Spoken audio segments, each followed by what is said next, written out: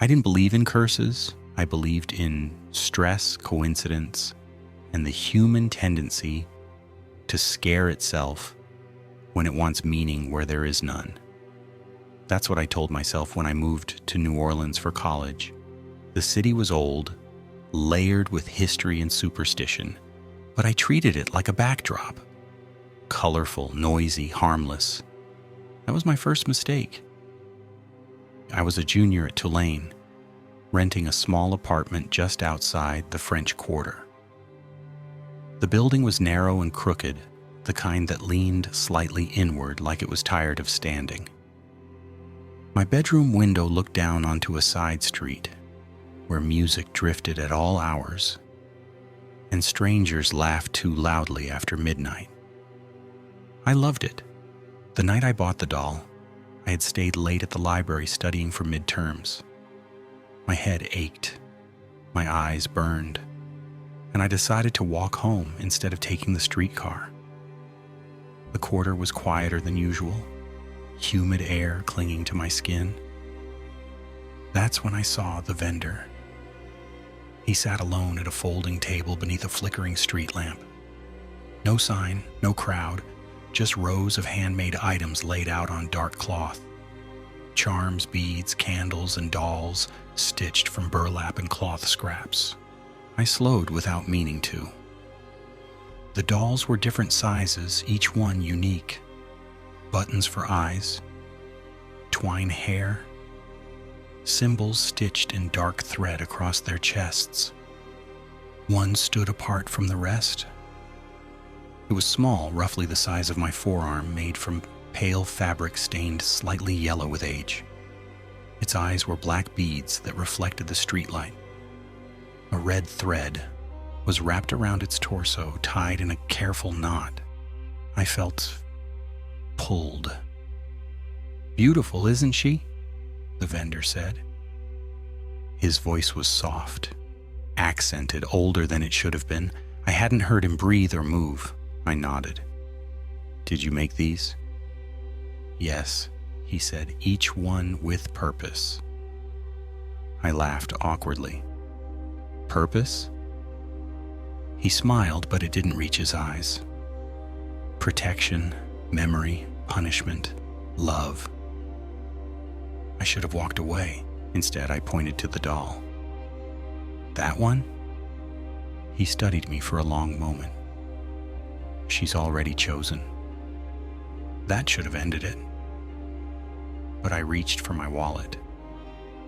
"How much?" I asked. The vendor hesitated. "Some things cost more than money." A chill crawled up my spine. "I'll take it," I said anyway. He accepted my cash and wrapped the doll in brown paper, tying it closed with string. "Do not place her near your bed," he said quietly, "and do not let her face you while you sleep." I laughed again, forced this time. "Sure." When I turned to ask his name, the table was empty. The street lamp buzzed overhead. There was no sign of him. I placed the doll on my dresser that night. I told myself it was just a souvenir, something quirky to remind me of New Orleans. Still, I didn't put it near my bed. I leaned it against a stack of books, facing the wall. I slept poorly. I dreamed of footsteps, soft fabric dragging across wood, of breathing that wasn't mine, of pressure on my chest, light but deliberate. When I woke, my room felt colder than usual. The doll had fallen over. I shrugged it off and got ready for class. That afternoon, I noticed the bruise, a thin purple line wrapped around my ankle just above the bone. It looked like a handprint, fingers pressing too tightly. I assumed I'd bumped into something. By that night, I had forgotten about it. I moved the doll onto a shelf in the living room, farther away, just in case. The second night I dreamed again, This time I saw it. The doll, standing upright on the floor, closer to my bed. Its bead eyes caught the light, reflecting faintly. When I woke, my heart was racing. The doll sat in the doorway of my bedroom, upright, facing me, and I stared at it for a long time. I knew I hadn't moved it. My door had been closed when I went to sleep. I told myself I must have sleepwalked. I picked it up.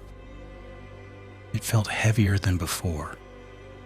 The red thread around its body was tighter, digging into the fabric. I placed it back in the living room and shut my bedroom door. That morning I found scratches on my calf. 3 thin lines, too precise to be accidental. By the 3rd night, fear had settled into me like humidity, thick, inescapable. I locked my bedroom door. I put a chair against it. I didn't look at the doll before going to sleep. I dreamed of being watched, of something standing just beyond my vision, waiting for me to turn my head. When I woke, the chair was pushed aside. The door was open. The doll stood halfway across the room. Closer, I screamed. My neighbor knocked on the wall, shouting if I was okay. I lied and said yes. That day, bruises bloomed along my ribs, mirroring the red thread tied around the doll's torso. Pressure marks, finger-shaped shadows. I went to the campus health center. The nurse asked if I'd been in an accident. I said no. She asked if I was safe at home. I hesitated. That night, I wrapped the doll in towels and shoved it into my closet. I shut the door. I slept with the lights on.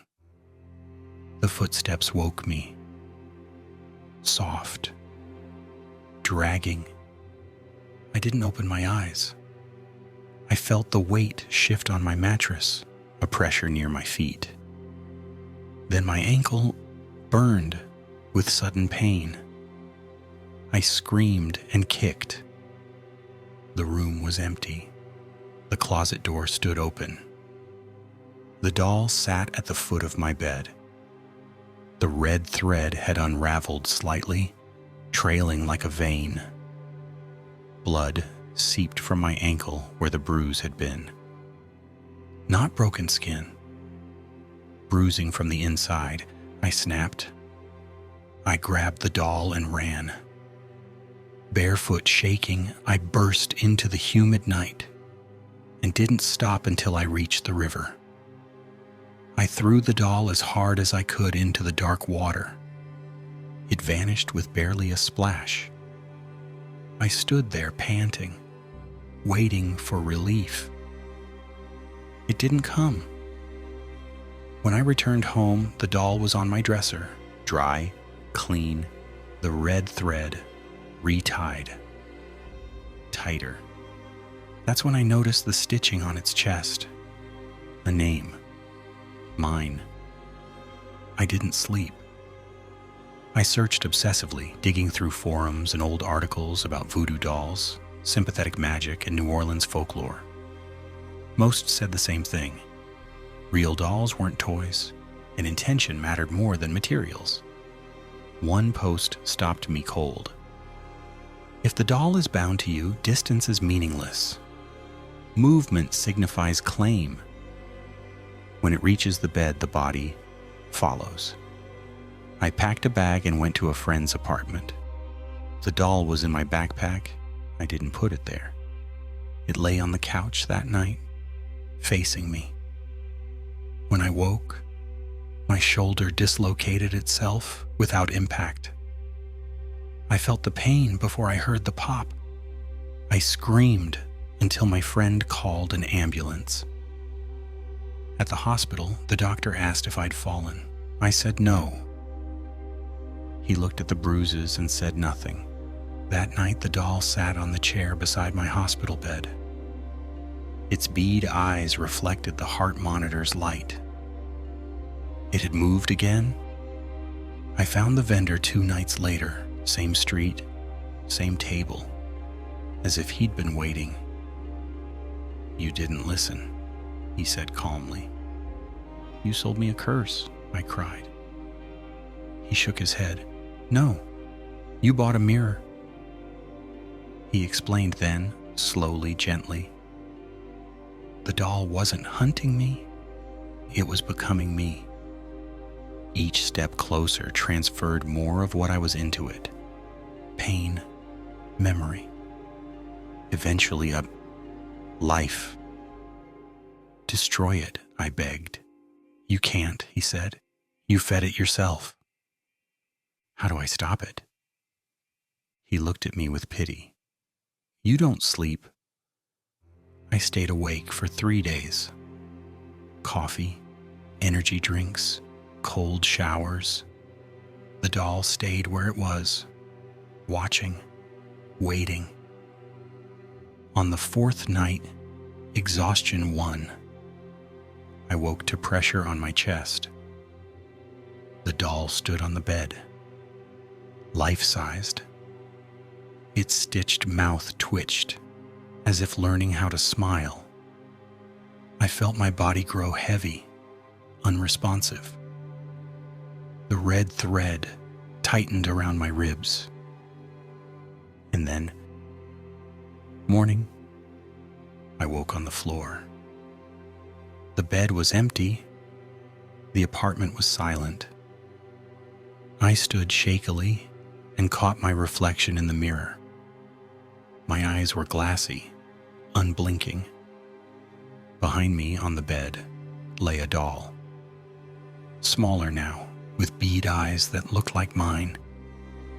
And when night falls in New Orleans sometimes, if you walk past the French Quarter and see a vendor selling handmade dolls, one of them might be standing just a little closer to the edge of the table, waiting to walk again.